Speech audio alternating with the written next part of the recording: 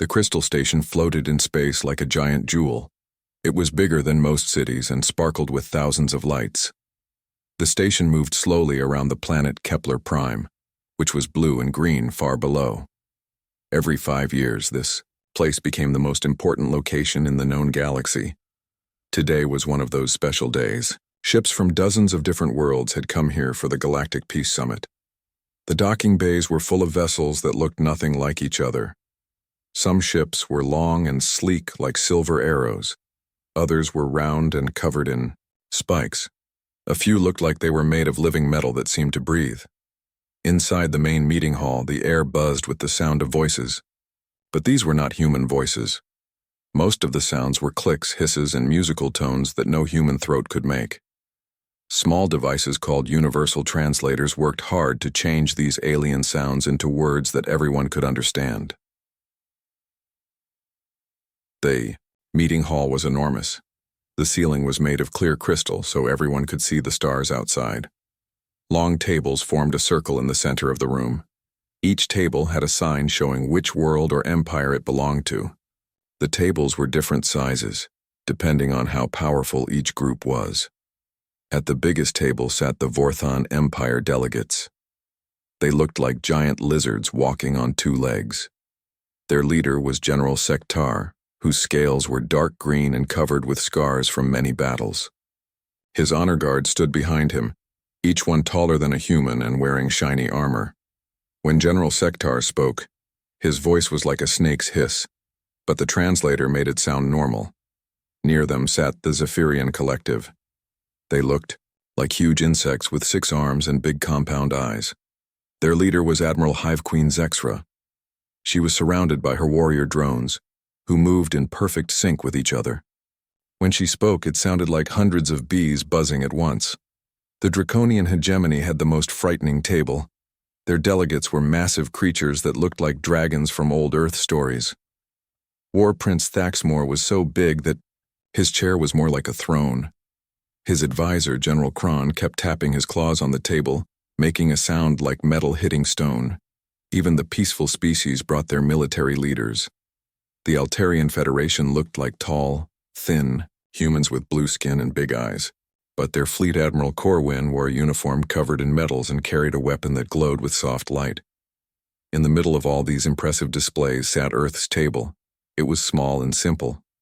Only 3 humans sat there, and they looked tiny compared to the alien delegates around them. Ambassador Richard Stone was a middle-aged man with gray hair and kind eyes. He wore a simple black suit that looked boring next to all the colorful alien uniforms. Next to him sat Commander Lisa Hayes from the Terran Diplomatic Corps. She was younger than the ambassador with short brown hair and a serious expression. She wore a plain blue uniform with no decorations or medals. Her job was to help the ambassador and make sure Earth's interests were protected. The third human was Katie Morgan, a young woman with blonde hair pulled back in a simple ponytail. She was the ambassador's aide, which meant she took notes and helped with paperwork. She wore civilian clothes and looked more like a secretary than someone at an important galactic meeting. The other delegates kept looking at Earth's table and whispering to each other. Some seemed confused, others appeared amused. A few looked almost insulted. "Look at the humans," hissed a Vorthon delegate to his neighbor. "They bring no warriors, no generals, no fleet commanders. Do they think this is a children's party?" An insectoid Zephyrian clicked its mandibles in what might have been laughter. "Perhaps they have no real military. I heard their world is mostly water and soft creatures." Even the peaceful Altarians seemed puzzled. "It is strange," Admiral Corwin whispered to his aide. "In nearly a century of these summits, Earth has never sent military representatives. Are they truly so naive about how the galaxy works?" The whispers grew louder as more delegates noticed the unusual situation. Some species had brought entire military commands. The Mechanoid Syndicate had Battle Unit Prime Alpha 7, whose metal body was covered in weapon systems. The Stellar Commonwealth had brought 3 different admirals and a general, but Earth had brought diplomats. Ambassador Stone seemed to ignore the whispers and stares. He was reading through a tablet, occasionally making notes with an old-fashioned pen. Commander Hayes was checking her communication device, making sure Earth's messages could reach home if needed. Katie Morgan was organizing papers and preparing for the long days ahead. The meeting was about to begin. Chancellor Vexiti of the Stellar Commonwealth stood up. He was tall and thin, with silver skin and no hair. His voice was musical, but commanding. "Delegates of the Galactic Peace Summit," he announced. "We gather once again to discuss the great issues that face our civilizations. Trade disputes, territorial boundaries, and the security of our peoples depend on what we decide here." The room grew quiet. Even the universal translators seemed to pause. "Let us begin with opening statements from each delegation," Chancellor Vexti continued. "We will hear from each representative about their people's concerns and proposals." One by one, the alien delegates stood to speak. General Sektar talked about the Vorthon Empire's need for new mining colonies. Admiral Hive Queen Zexra discussed the Zephyrian Collective's expansion into unexplored space. War Prince Thaxmore demanded respect for draconian territorial claims in a voice that shook the room. Each speaker talked about military strength, territorial rights, and the need to defend their people. They spoke of fleets and armies, of weapons and conquests. The translator devices worked overtime as threats were disguised as diplomatic language. Finally, it was Earth's turn. Ambassador Stone stood up slowly. He was not as tall as most of the aliens, and his voice was not as loud. But when he spoke, something in his tone made everyone listen. "The people of Earth come to this summit with hope," he began. "We believe that the galaxy is big enough for all of us to prosper together. We propose expanded trade routes that will benefit everyone. We suggest cultural exchange programs that will help us understand each other better. We offer our friendship to any who would accept it." The room was silent for a moment. Then the whispers started again, but this time they sounded different. Some delegates seemed confused by Earth's peaceful approach. Others appeared to think the humans were either very wise or very foolish. War Prince Thaxmore snorted, which sounded like a small volcano erupting. "Pretty words," he rumbled. "But where are your teeth to back them up?" Ambassador Stone smiled politely. "We prefer to use our words, Your Highness. We find they work better than teeth." This answer seemed to satisfy no one. The alien delegates exchanged glances that clearly said they thought Earth was either hiding something or was simply too weak to matter. As the first day of the summit ended, the delegates began to leave for their quarters. The alien military leaders walked with confidence, surrounded by their guards and advisors. They talked loudly about their fleets and armies. Earth's small delegation gathered their papers quietly. They had no guards, no weapons, and no impressive displays of power. As they left the meeting hall, more than one alien delegate wondered if humanity was truly ready for the serious business of galactic politics. They had no idea how wrong they were. The second day of the summit started badly. War Prince Thaxmore was angry about something, and when a Draconian got angry, everyone knew it. His massive form filled his chair like a mountain of muscle and scales. His eyes glowed red as he stared across the meeting hall at the smaller species. "The Kepler mining rights belong to the Draconian hegemony," he roared, his voice so loud that several delegates jumped in their seats. "We claimed those asteroids 50 years ago. Any species that tries to mine there will face our battle fleets." The translator devices struggled to keep up with his angry words. Even through the electronic voices, everyone could hear the threat. General Kron, his military advisor, stood up next to him. He was almost as big as the War Prince, covered in dark gray scales and battle scars. With a wave of his clawed hand, he activated a holographic display above the table. The image showed the Kepler asteroid belt, but it was not empty. Hundreds of Draconian warships floated in formation around the space rocks. "Behold the 17th Assault Fleet," General Kron announced. 200 ships, including 12 dreadnoughts and 4 planet crackers. Any species foolish enough to challenge our claim will be destroyed. The hologram shifted to show different views of the Draconian ships. They were huge, black vessels covered in weapon systems. Some were as long as cities.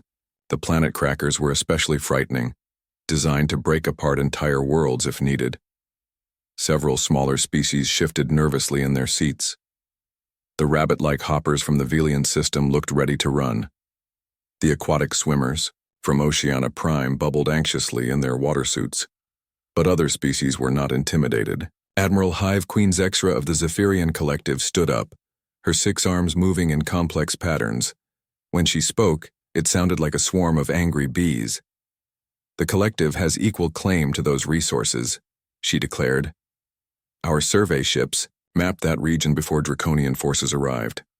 We will not abandon our rightful territory." Her own holographic display activated, showing Zephyrian ships that looked like giant metal insects. They were smaller than Draconian vessels, but there were more of them, moving in perfect coordination like a real swarm. The Mechanoid Syndicate joined the argument next.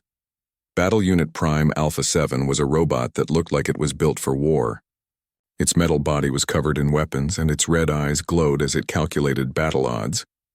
"Probability of successful resource extraction increases by 37% if Syndicate forces control mining operations," it announced in a voice that sounded like grinding gears. "Resistance will be calculated and eliminated. The robot's display showed mathematical equations and battle projections, cold numbers that reduced living beings to statistics and casualties to acceptable losses. More species began taking sides. The room filled with angry voices, threats, and military displays.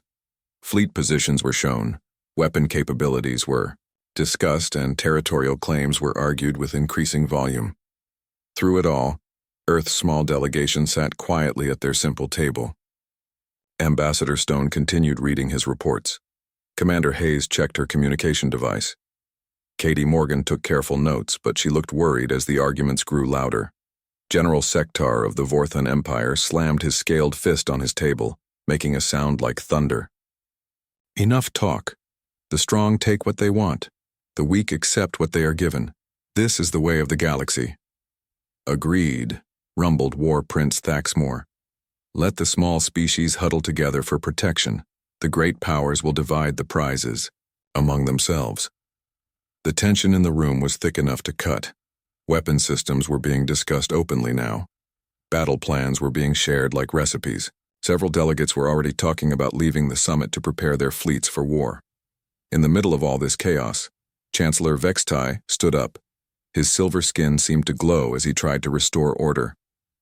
"Delegates, please," he called out. "We are here to make peace, not plan wars. Surely we can find a solution that benefits everyone." "Peace?" War Prince Thaxmore laughed, a sound like rocks falling down a mountain. "Peace is what the strong give to the weak when they are tired of fighting. The galaxy respects only power. Military strength is the foundation of all diplomacy," agreed General Kron. "Without the ability to enforce your will, words are just empty sounds." Admiral Corwin of the Altarian Federation nodded sadly. "Much as it pains me to agree, the General speaks truth. Even we peaceful Altarians must maintain strong defenses. The galaxy is not a safe place for the defenseless." All eyes turned to look at various species and their military representatives. The Stellar Commonwealth had Admiral Torres, a stern woman whose uniform was covered in battle ribbons. The Centaurian Republic had brought General Hayes, who commanded their famous Starguard. Even the peaceful flower people of Blooming World had Defense Coordinator Petal Bright and Morning Sun. Everyone had military leaders except Earth. The silence stretched longer. Finally, Chancellor Vextai spoke the question that everyone was thinking. "Ambassador Stone," he said, his musical voice carrying across the now quiet room. "Your species has been part of the galactic community for nearly 100 years. In all that time, through dozens of these summits, Earth has never sent military representatives. Are humans truly so unaware of how interstellar politics really work?" The room became completely silent. Even the universal translators seemed to pause, waiting for the answer. Every alien eye, from compound insect eyes to glowing robot sensors, focused on the small human delegation. Ambassador Stone looked up from his tablet. His expression was calm, almost peaceful. He glanced at Commander Hayes, who nodded slightly. He looked at Katie Morgan, who stopped writing and waited. "Chancellor Vextai," Ambassador Stone said in his quiet voice, "Earth appreciates your concern. We are well aware of how galactic politics function." "Then why, interrupted War Prince Thaxmore. Do you send diplomats to discuss matters of war and territory? Where are your admirals? Your generals? Your war leaders? We prefer to focus on peaceful solutions, Stone replied. Earth believes that economic cooperation and cultural exchange create stronger bonds than military alliances. General Kron snorted. Pretty words again. But when the shooting starts, what good are trade agreements and cultural programs? We find that preventing the shooting from starting works better than planning for it, Stone answered. This response caused another wave of whispers around the room. Some delegates seemed confused by Earth's approach. Others appeared to think the humans were either incredibly wise or dangerously naive. Battle Unit Prime Alpha 7's red eyes flashed as it processed this information. Clarification requested.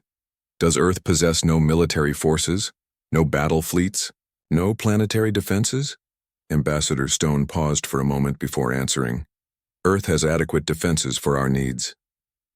Adequate? War Prince Thaxmore laughed again.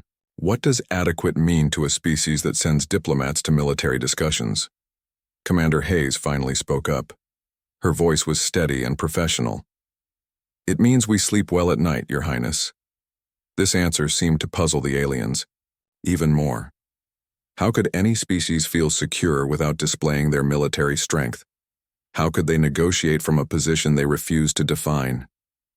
Admiral Hive Queen Zexra's compound eyes reflected the room's lights as she studied the humans. Your approach is unusual. In our experience, species that do not show their strength are often conquered by those who do. That has not been our experience, Ambassador Stone replied calmly. Perhaps, suggested General Sektar, his forked tongue flicking out to taste the air.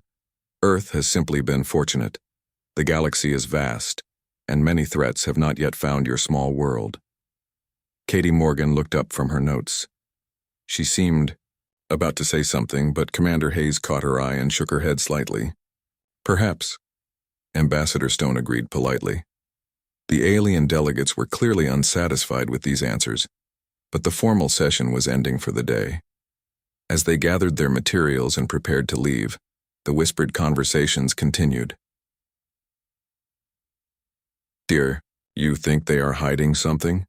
Asked a Centaurian delegate. Or maybe they really are as defenseless as they appear, replied his companion.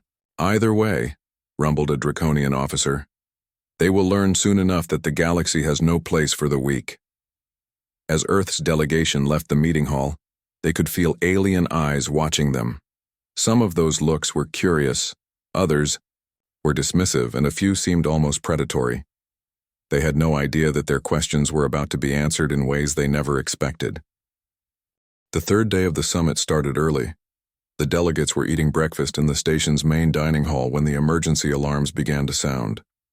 The loud warning signals echoed through the crystal station, making everyone stop what they were doing. Chancellor Vextai's voice came over the station's communication system. His usually calm tone was filled with worry. All delegates report to the emergency session hall immediately. We have received a priority distress call from the Centauri Trade Hub. The dining hall emptied quickly as delegates hurried to the emergency meeting room.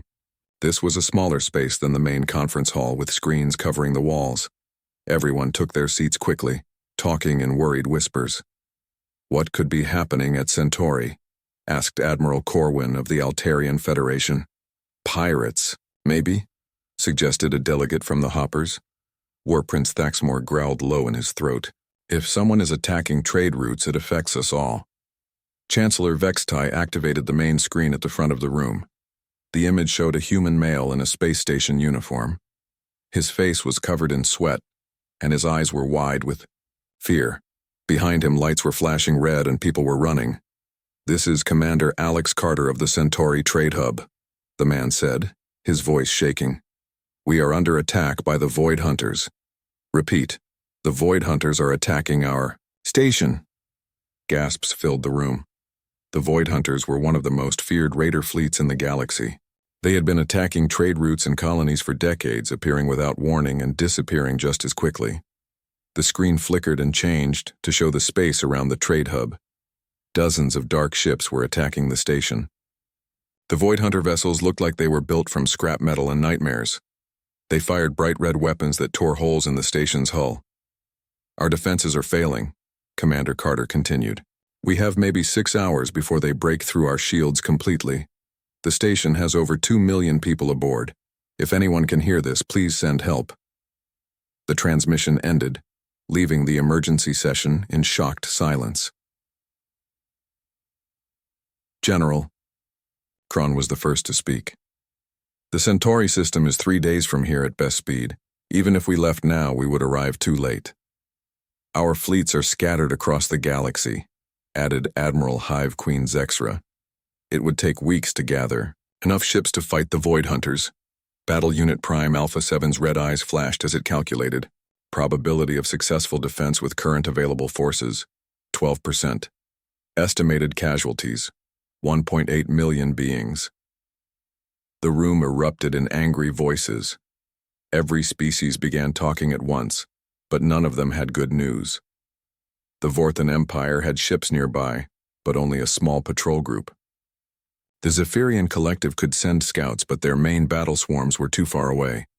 The Draconians had powerful ships, but they were on the other side of the galaxy. "This is exactly what I warned about yesterday," War Prince Thaxmore said, his voice like distant thunder. "While we sit here talking about peace and trade agreements, real threats destroy innocent lives. The Void Hunters grow bolder because they see us as divided," agreed General Sektar.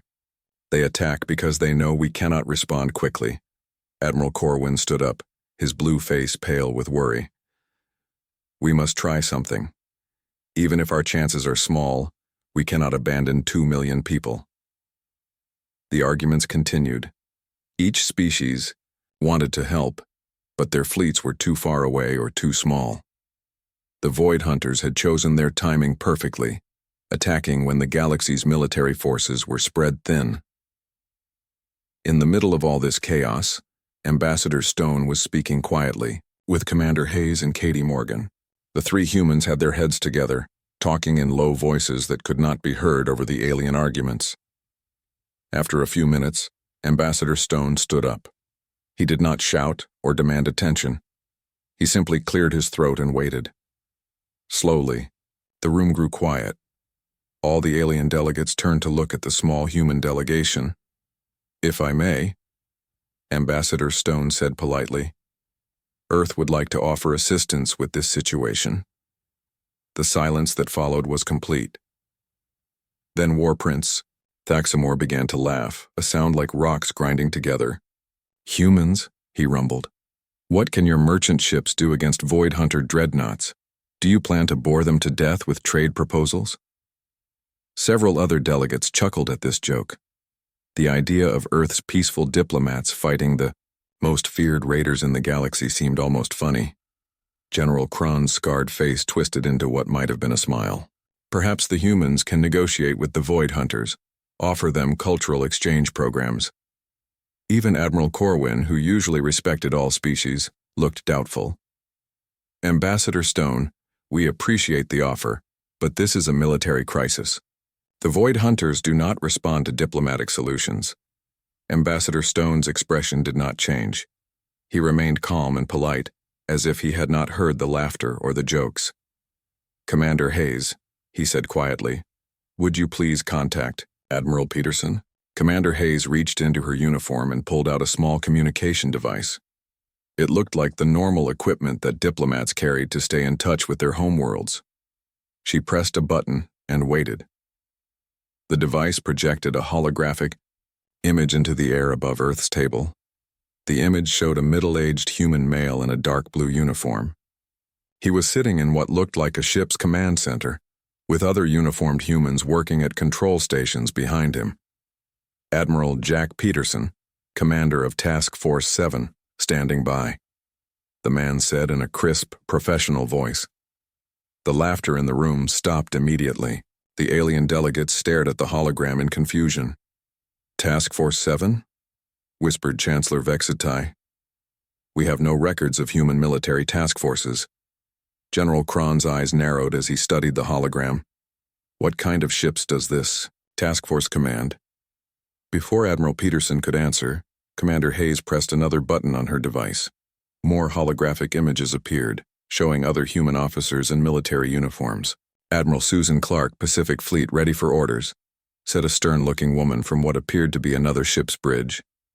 General Tony Rodriguez, Mars Defense Force, ground support standing by, reported a Hispanic man whose uniform had different markings. Commander Michelle Barnes, Asteroid Belt Patrol, scout ships in position, added a younger woman whose background showed stars moving past windows. The alien delegates watched in growing amazement as more and more human military officers appeared in holographic form around Earth's table. These were not diplomats or merchants. These were clearly military professionals, and they all seemed to be waiting for orders. War Prince Thaxmore's mouth hung open, showing rows of sharp teeth. Impossible. Our intelligence reports show no major human military presence anywhere in the galaxy. That's because you weren't looking for us, Admiral Peterson said calmly. Commander Hayes, please give me the situation report. Commander Hayes stood up, and suddenly she did not look like a simple diplomatic aide anymore. Her voice was crisp and military as she spoke. Void Hunter attack on Centauri Trade Hub. Estimated 40 to 60 raider vessels. Station shields failing. 2 million civilians at risk. Local defense forces overwhelmed.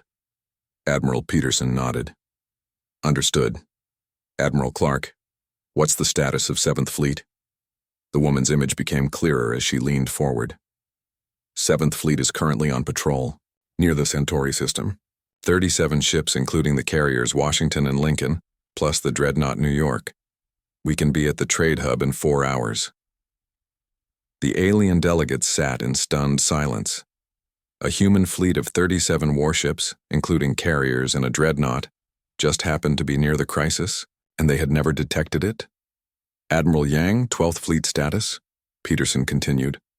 Another hologram appeared showing an Asian woman in the same blue uniform. 12th Fleet ready, Admiral.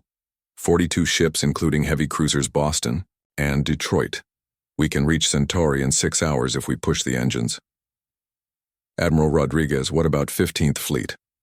A bearded man appeared in the growing crowd of holograms. 15th Fleet is finishing training exercises in the Vega system. 28 ships, mostly destroyers and frigates. We are 8 hours out at maximum speed. The revelations continued. More fleet commanders reported in, each commanding dozens of ships that no alien intelligence service had ever detected. The humans discussed moving hundreds of warships with the casual efficiency of people ordering lunch.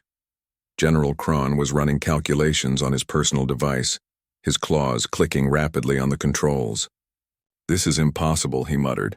The energy signatures alone should be detectable across multiple star systems. You're looking for the wrong signatures, Commander Hayes said with a small smile. Human ships use different technology than what your sensors are designed to find. Battle Unit Prime Alpha 7's optical sensors were spinning wildly as it tried to process this new information. Query: how many vessels does Earth possess? Ambassador Stone considered the question for a moment. Enough, Battle Unit Prime, more than enough. War Prince Thaxmore's earlier arrogance had completely disappeared. How is this possible? How have you hidden entire fleets from galactic surveillance? We didn't hide them, Admiral Peterson answered. We just didn't announce them. There's a difference. The main screen in the emergency session room flickered and changed. Now it showed space around the Centauri trade hub from a new angle. The alien delegates watched in silence as points of light began appearing in the darkness. At first there were just a few, but then more and more ships dropped out of hyperspace. The Void Hunter fleet looked impressive and scary. Their dark ships surrounded the trade station like hungry wolves around a wounded animal. But as the human vessels appeared, the situation began to change quickly. The first ships to arrive were sleek and silver, moving through space like dolphins through water. They were much cleaner and more organized than the rough, patched-together Void Hunter ships. More human vessels kept appearing until there were dozens of them. My sensors show 37 Terran vessels, reported Battle Unit Prime Alpha 7, its red eyes flashing as it processed the data. Configuration unknown. energy signatures unlike any in our databases. On the screen, they could see the human fleet forming into attack groups with smooth precision. The ships moved together like they were dancing, each one knowing exactly where to go without any confusion or hesitation. Admiral Clark's voice came through the communication system. "Void Hunter vessels, this is Admiral Susan Clark of the Terran, 7th Fleet. You are attacking a civilian station in violation of galactic law. Withdraw immediately or face the consequences." The response from the Void Hunters was predictable. A harsh, crackling voice full of anger and mockery replied, "Human fools. We are the Void Hunters. We take what we want and destroy what we cannot take. Your pretty little ships will burn like all the others." The largest Void Hunter ship, a massive vessel covered in weapons and armor plating, fired at one of the human ships.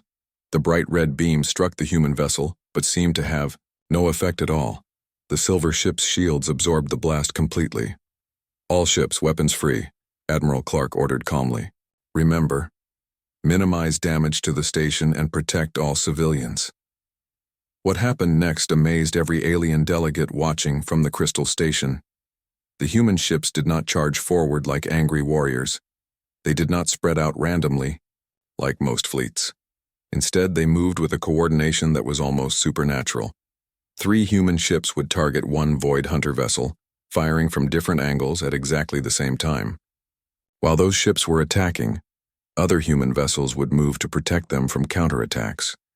It was like watching a perfectly choreographed battle dance. "Impossible," whispered General Crone. "No fleet can coordinate that precisely in real combat." "The timing is perfect," added Admiral Corwin, his blue face pale with amazement. "They are acting like a single organism with dozens of bodies. The Void Hunter ships were bigger and looked more dangerous, but the human fleet was cutting through them like a hot knife through butter. The raider vessels tried to use their usual tactics of confusion and chaos, but the human ships seemed to predict every move. More human fleets began arriving. Admiral Yang's 12th Fleet dropped out of hyperspace on the other side of the battle.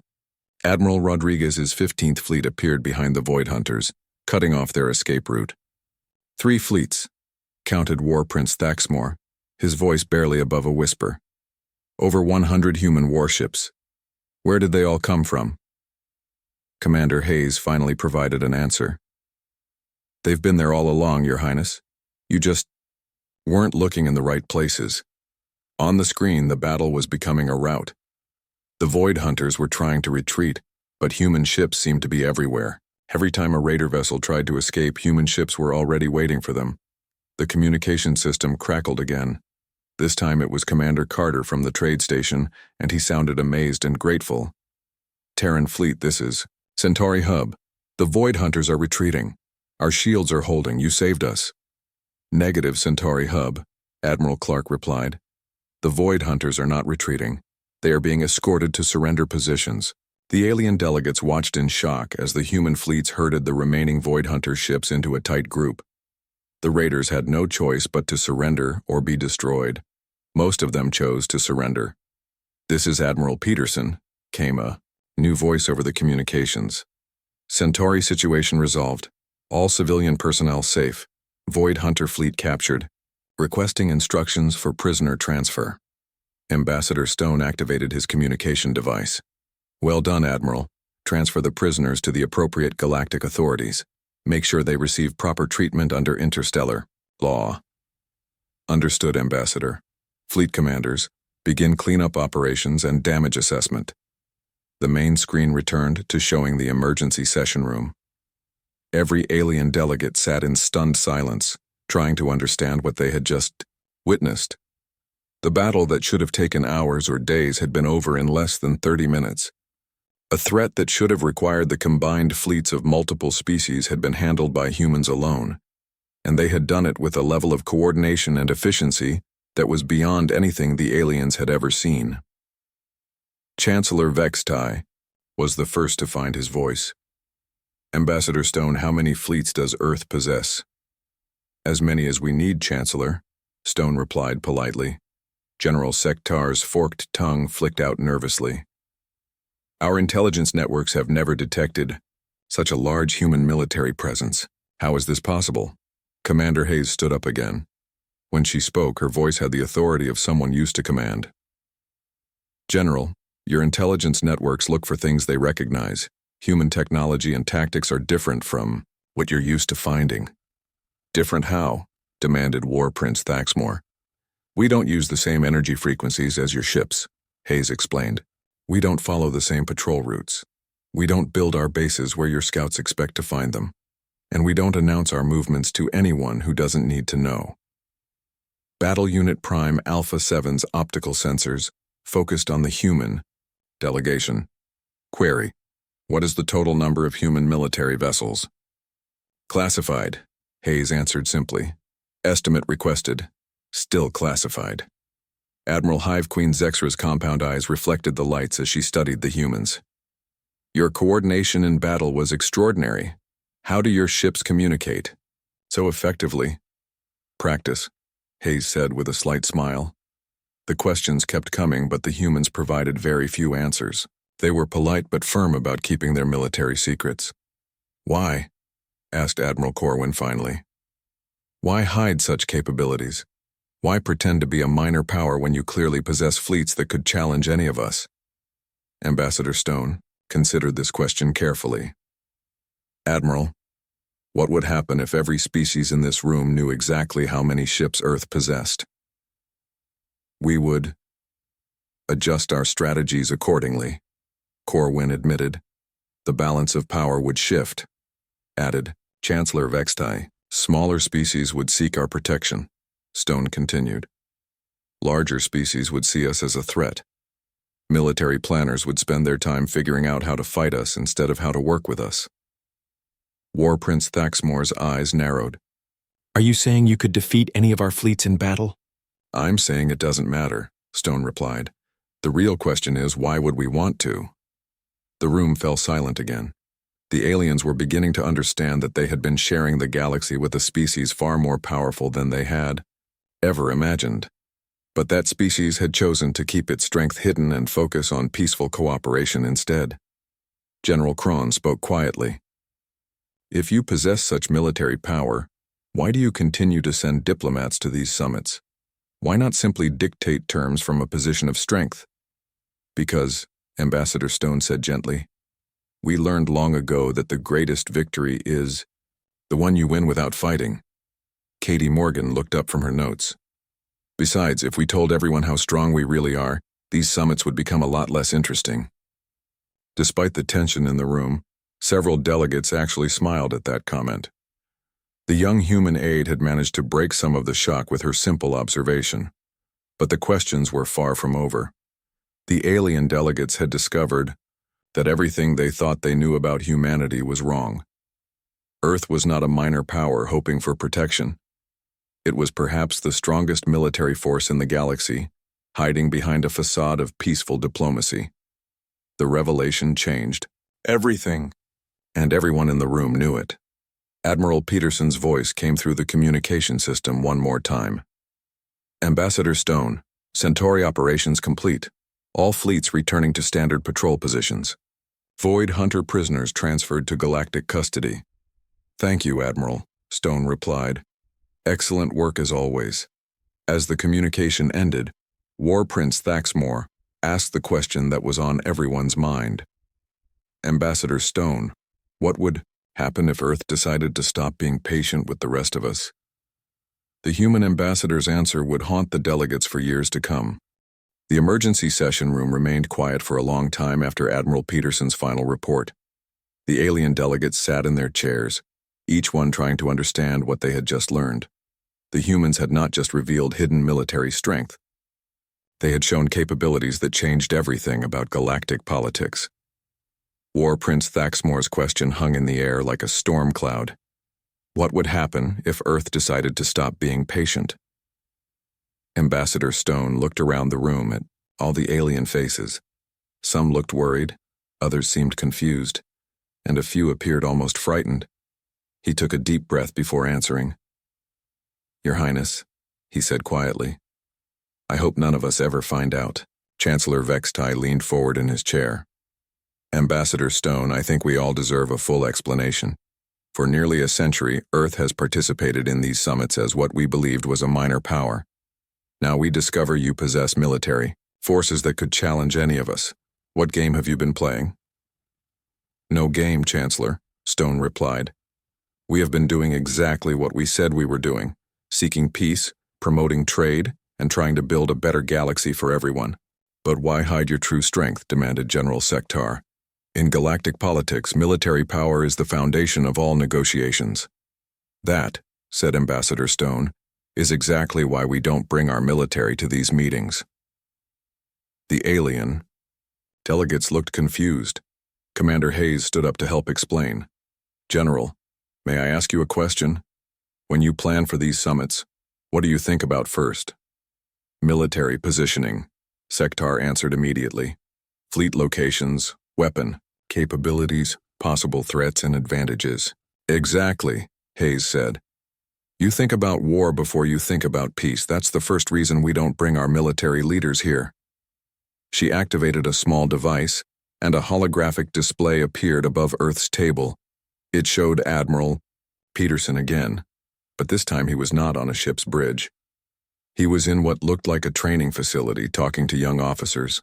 Our generals and admirals are not diplomats, Hayes explained. They are trained to win wars, not prevent them. Admiral Peterson is an excellent military commander, but his job is to fight when fighting becomes necessary. Bringing him to peace? Talks would be like bringing a loaded weapon to a friendly dinner. The hologram changed to show other human military leaders in different settings. They were training troops, planning exercises, and studying battle tactics. They looked professional and competent, but also focused entirely on military matters. We learned long ago, Ambassador Stone continued, that mixing military thinking with diplomatic thinking often leads to military solutions. When your first instinct is to think like a soldier, you tend to solve problems like a soldier. Admiral Corwin nodded slowly. That makes sense, but it still doesn't explain why you hid your capabilities. Katie Morgan looked up from her notes. Admiral, what would have happened if we had shown up to the first summit with 100 warships? We would have taken notice, Corwin admitted. You would have been scared, Stone said gently. And fear makes people do stupid things. He activated his own device and the display changed to show historical records from Earth. The images showed human wars throughout the centuries. Battles on land, in the air, and in space. Cities destroyed, planets scarred, millions of lives lost. This is our history, Stone said as the images continued. Humans have been fighting wars for thousands of years. We got very good at it. Too good. The alien delegates watched in horrified fascination as the display showed the progression of human warfare. Early conflicts with primitive weapons gave way to more advanced battles. Eventually, the images showed weapons that could destroy entire planets. We fought wars that lasted for centuries, Stone continued. We developed weapons that could turn worlds into ash. We came very close to destroying ourselves completely. War Prince Thaxmore stared at the images. These weapons, some of them are beyond even our current technology. Yes, Stone agreed. We learned to build tools of destruction that we pray we never have to use again. The display changed again, showing Earth itself. The blue and green planet looked peaceful and beautiful, but the data around it told a different story. Numbers indicating population, industrial capacity, and resource production that dwarfed most other worlds. This is the second reason we don't bring military representatives, Commander Hayes said. If every species knew exactly what Earth could do, the balance of power in this galaxy would collapse overnight. She gestured toward the other delegations. Right now, you all maintain a careful balance. The Vorthan Empire balances against the Draconian hegemony. The Zephyrian Collective balances against the Mechanoid Syndicate. Everyone has enough strength to defend themselves, but not enough to conquer everyone else. What would happen? Katie Morgan asked. If one species suddenly became obviously stronger than everyone else combined? The alien delegates considered this question. The answer was not pleasant. Smaller species would seek alliance with the stronger power, Chancellor Vextai said slowly. Others would band together to oppose it, added Admiral Hive Queen Zexra. Fear would replace cooperation, Battle Unit Prime Alpha 7 calculated. Probability of conflict would increase dramatically. Exactly, Ambassador Stone said. We could have revealed our strength decades ago. We could have demanded the best trade routes, the richest mining rights, the most favorable treaties. But what kind of galaxy would that have created? General Kron's claws clicked on the table as he thought. A galaxy ruled by fear instead of negotiation. A galaxy where every species was either with Earth or against Earth, added Admiral Corwin. Stone nodded. We've seen that story before, in our own history. When one power becomes too dominant, it either becomes a tyrant, or everyone else gangs up to destroy it. Neither outcome seemed appealing. The holographic display changed one more time, showing the peaceful scene from the Centauri trade hub. The station was intact, the civilians were safe, and the void hunters were being processed, according to galactic law. This brings us to the third and most important reason, Stone said. We attend these summits not because we need protection or allies, but because we believe peace is possible. He looked around the room at each delegation. Every species here has the capacity for both war and peace. We choose peace not because we're weak, but because we're strong enough to make that choice. Admiral Peterson appeared in a new hologram, this time speaking directly to the assembled delegates. Ladies, gentlemen, and esteemed beings, Earth's military exists for one purpose, to make sure we never have to use it. We prepare for war so thoroughly that no one wants to fight us, he continued. We train so hard and plan so carefully that potential enemies decide to talk instead of shoot. But most importantly, Admiral Peterson concluded, we remember that the greatest victory is not defeating your enemy, it's turning your enemy into a friend. War Prince Thaxmore was quiet for a long moment. When he finally spoke, his voice was much softer than before. What happens now? Now that we know what you really are? Now, Ambassador Stone said with a smile. We go back to talking about trade routes and cultural exchanges. We continue working together to build a better galaxy. Nothing has really changed except your understanding. Everything has changed, General Sektar protested. We know now that you could conquer any of us. We could have conquered you yesterday too, Katie Morgan pointed out. But we didn't. We won't tomorrow either. That's the point. Chancellor Vexatai stood up slowly. Ambassador Stone, you have given us much to think about. I believe I speak for many when I say that our respect for humanity has grown considerably today. And our fear, added War Prince Thaxmore quietly. Fear fades, Stone replied. Understanding lasts. We hope that in time, you'll remember not how strong we are, but how we choose to use that strength. The emergency session was ending. As the delegates prepared to return to their quarters, the conversations were very different from the ones they'd had just days before. Do you really think they'll remember this lesson? Commander Hayes asked quietly as they watched the alien delegations leave. Ambassador Stone considered the question while he gathered his papers. They'll remember. The question is whether their children will, and their children's children. Katie Morgan looked out through the crystal walls at the stars beyond. What if they don't? What if future generations forget and decide to test us? Then, Stone said with a sad smile, they'll learn the same lesson all over again. Humans are very good teachers when we have to be.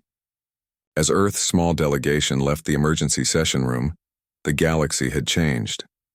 Not because of new weapons or conquered territories, but because of new understanding.